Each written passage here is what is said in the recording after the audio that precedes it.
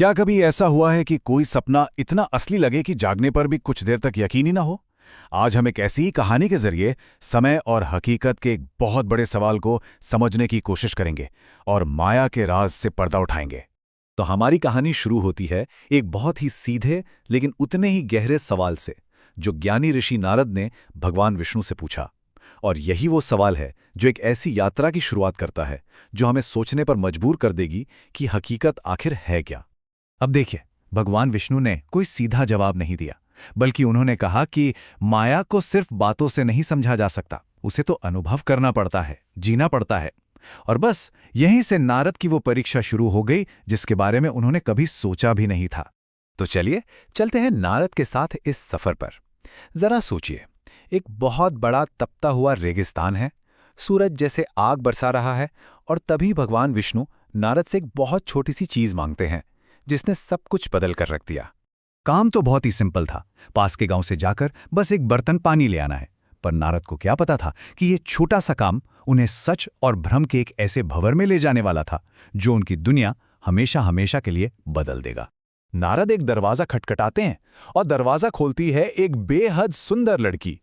और बस उसी एक पल में नारद सब भूल गए, अपनी प्यास, भगवान विष्णु का इंतजार कि वो यहां आए ही क्यों थे।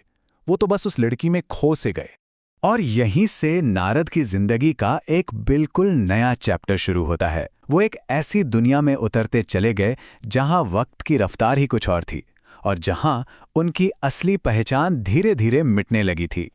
नारद को उस लड़की से प्यार हो गया, उन्होंने शादी कर ली और फिर उनका एक प्यारा सा परिवार बना, 3 बच्चे हुए और उनकी जिंदगी आप कह सकते हैं प्यार और खुशियों से एकदम भर गई। नारद के लिए पूरे 12 साल बीत गए। ये कोई सपना नहीं था जो पलक झपकते ही गुजर गया हो, नहीं, ये एक पूरी जिंदगी थी, एक भरा पूरा जीवन जिसे उन्होंने हर एक पल महसूस किया था, जिया था। और सबसे बड़ी बात जानते हैं क्या थी? नारद अपनी इस नई हकीकत में इतने ज्यादा डूब गए थे कि वो भूल ही गए कि वो असल में कौन है। अब वो ऋषि नारद नहीं थे, वो एक किसान थे, एक पति थे और एक पिता थे। पर ये जो सुकून भरी जिंदगी थी ना, ये हमेशा के लिए नहीं थी। एक बहुत भयानक तूफान आने वाला था, एक ऐसा तूफान जो नारद की इस बसाई हुई दुनिया को तबाह करने वाला था। और फिर वो तूफान आ ही गया। इतनी जबरदस्त बाढ़ आई कि पूरा का पूरा गांव उसकी चपेट में आ गया। नारद की वो शांत खुशहाल दुनिया एक ही झटके में खत्म हो गई। हर तरफ बस तबाही थी। नारद ने अपने परिवार को बचाने की अपनी जान लगा दी, लेकिन बाढ़ की ताकत के आगे वो बेबस थे। उन्होंने अपनी आंखों के सामने अपनी पत्नी और बच्चों को उस पानी में खो दिया। एक पल में सब कुछ खत्म हो गया। वो बिल्कुल अकेले रह गए, पूरी तरह से टूट चुके थे। अब जरा उस मंजर की कल्पना कीजिए। नारद नदी के किनारे अकेले बैठे हैं, पूरी तरह से टूटे हुए। उनका सब कुछ लुट चुका था। और ठीक उसी पल जब वो पूरी तरह से निराश थे, कुछ ऐसा हुआ जिसकी कोई उम्मीद नहीं कर सकता।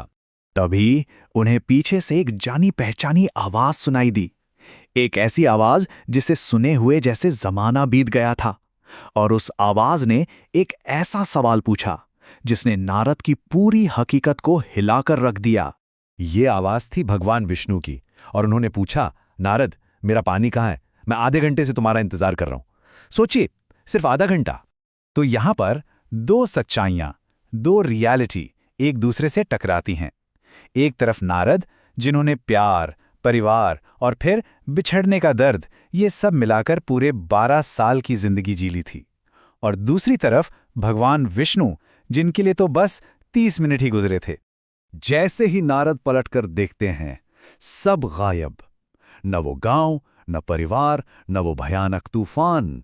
वहां बस भगवान विष्णु खड़े थे और मुस्कुरा रहे थे। और उसी पल नारद को सब समझ में आ गया कि ये सब कुछ एक भ्रम था। यही तो माया थी। तो आखिर इस पूरी अविश्वसनीय कहानी का मतलब क्या है? यह हमें क्या सिखाती है उस शक्तिशाली शक्ति के बारे में जिसे नारद समझना चाहते थे? माया। देखिए, माया वो शक्तिशाली भ्रम है जो हमें यकीन दिलाता है कि इस दुनिया के सुख दुख ही असली और परमानेंट हैं। नारद का अनुभव बिल्कुल एक बहुत ही गहरे असली सपने जैसा था। जब तक आप सपने में होते हैं सब सच लगता है, पर आंख खुलते ही साफ धुंधला हो जाता है। और असल में यही इस कहानी की सीख है कि हमारे दुनियावी अनुभव, हमारी खुशियां, हमारे गम, वो सब एक सपने की तरह हैं, टेम्पररी हैं। इस बदलते हुए भ्रम के बीच अगर कोई एक चीज परमानेंट है तो वो है ईश्वर, वो परम सत्य। तो ये कहानी हमें एक बहुत गहरे सवाल के साथ छोड़ जाती है। सोचिए, अगर 12 साल की पूरी जिंदगी सिर्फ आधे घंटे में महसूस की जा सकती है, तो फिर हमारी अपनी सच्चाई, हमारी रियलिटी के बारे में ये क्या कहता है? वो कौन से भ्रम हैं जो हमारी जिंदगी को चला रहे हैं? सोचने वाली बात है ना।